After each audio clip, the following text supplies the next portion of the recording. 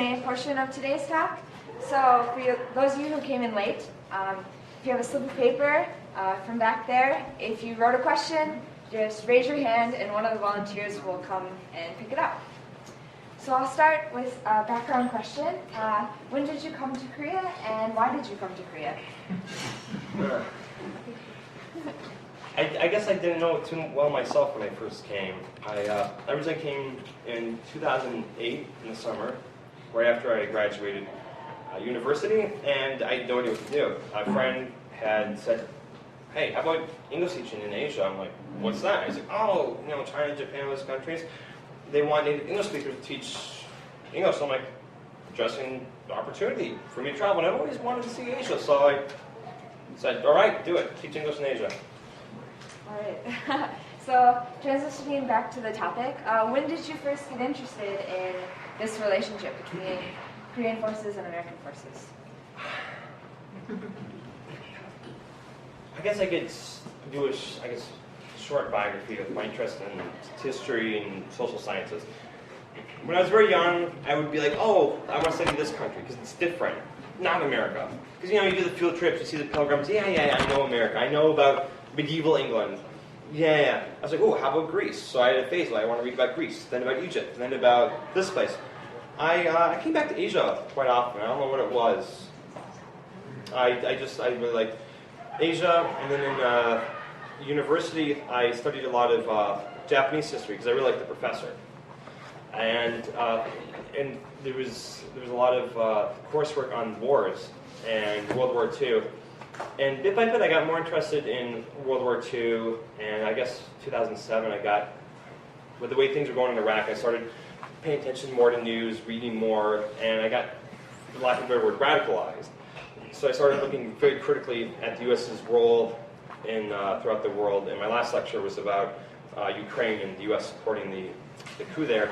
Which, by the way, update, they banned communists in the country, but, Nazi rallies are A-OK. Stepan Bandera is, you can parade, but, go to jail if you're a commie. Yep. Okay, so you talked a little bit about the delay. What do you personally think is the main reason for the delay, and what side initially called for the delay? I would say that the biggest factor would probably be the U.S.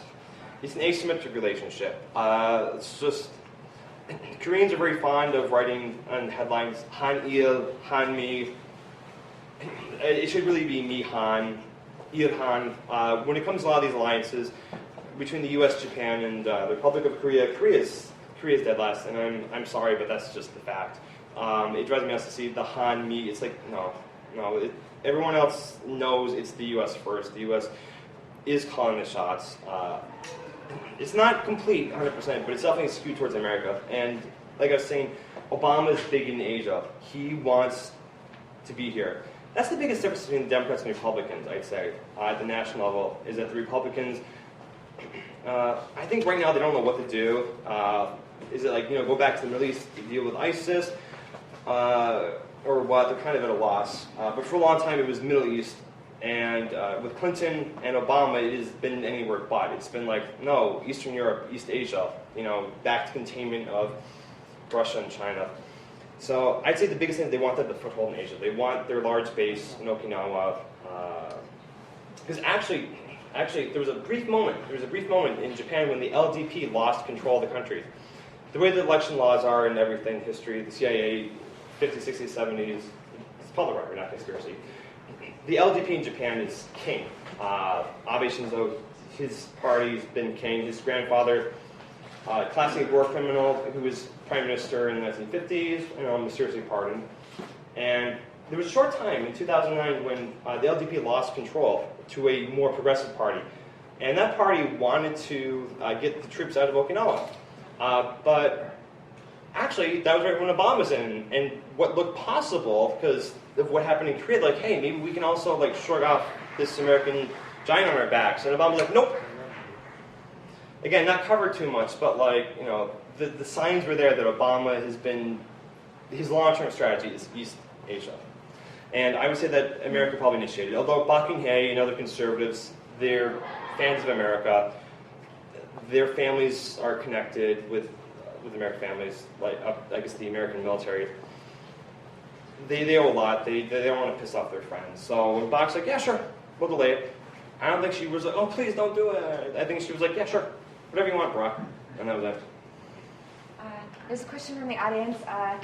If Hillary Clinton would become president of the United States, do you think that would change the policy? I don't think it would change anything. I don't think, even as far as she goes as a woman, some people think, oh, she's a woman, things will be different. It's like, yeah, because Barack Obama was half black, and that changed things so much. Yeah, it would be great to have to break that gender barrier, but I don't. She's been, because of Bernie Sanders lately, she's been changing some of her words. But if you look at right before Bernie Sanders was a big thing in the Democratic Party, she was like just everything like identical with Obama. I don't see. And sadly, with Bernie Sanders, he's not the socialist he claims to be, or this. His internal policy is good, but his foreign policy, he's voted for every single American intervention except the Second Gulf War. So that would be the only way I see it change. If Republicans came in, I would see it change, although I can't predict how. I think maybe Trump would be very isolationist. He would be very like a castle fortress mentality. But I don't know. He wouldn't be in control. It would be people around him who run the show.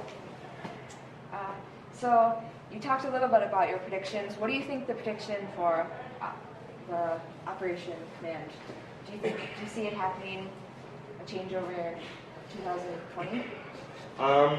It's going to depend greatly on the Korean presidential elections and on the people too, because the people can exert power. Like the Korean people pushed back against Chun Doo-hwan in the 80s, and that was a factor in democratization of South Korea. So there's going to be more pressure, but there's been, the polls change a bit, but you've consistently had about half the country saying that OPCON should be in Korea at the end of the day.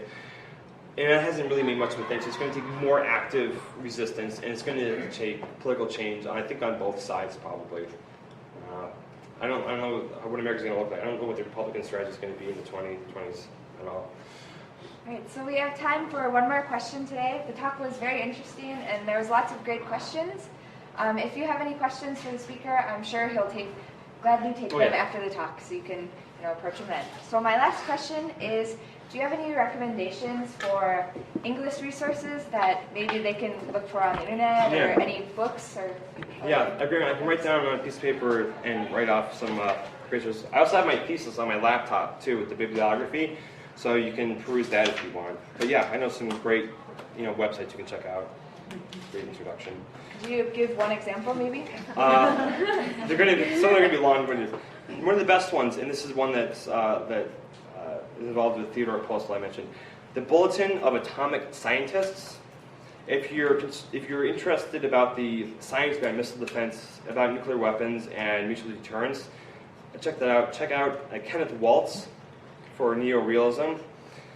As far as America's grand strategy and some of its goals in East Asia, something I might recommend Wallerstein, Emmanuel Wallerstein, as somebody who studies global systems.